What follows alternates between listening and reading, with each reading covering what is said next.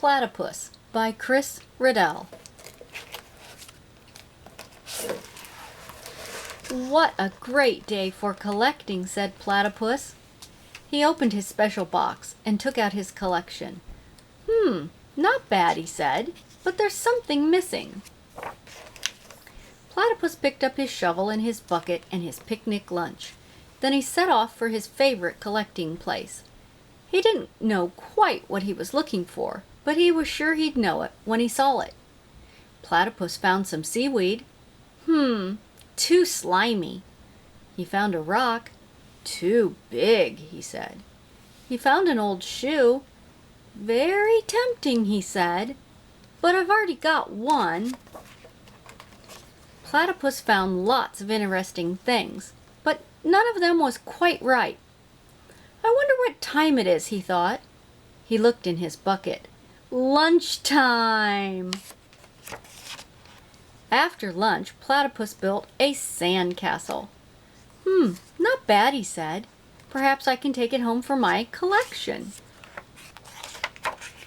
But he couldn't. He picked up his bucket and a large curly shell fell out onto his toe. Perfect, said Platypus. Just what I was looking for. This is what was missing from my collection, he said happily. Something to remind me of the sea. Platypus took the curly shell home and put it in his special box. All that collecting has made me sleepy, he said, yawning. Time for bed. The next morning, when Platypus looked in his special box, the curly shell was gone. That's very strange, he said. Platypus searched everywhere for his curly shell. He found an old sandwich and a tickling stick and another old shoe, but no shell. Oh dear, said Platypus. I'll have to find a new shell for my collection. Platypus hadn't gone far when he saw something familiar. That looks like my curly shell, he said. It is my curly shell. How did you get here? Platypus picked up the curly shell and ran home with it. The next day, the curly shell had disappeared again.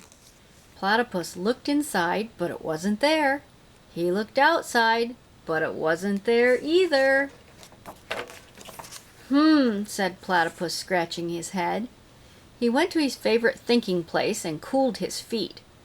He never could think with hot feet. Ouch! He cried. Something had pinched him on the toe. It was a hermit crab inside the curly shell. Oh, Platypus said to the little crab, I'm sorry. If I had known the curly shell was your home, I never would have collected it. Platypus carefully took the curly shell back to where he found it. The hermit crab scuttled off toward the sea. Platypus found another shell in the sand. He looked inside. Hello? Is anyone home? He asked. There was no answer. He held the shell to his ear. He could hear the sea. Perfect, said Platypus.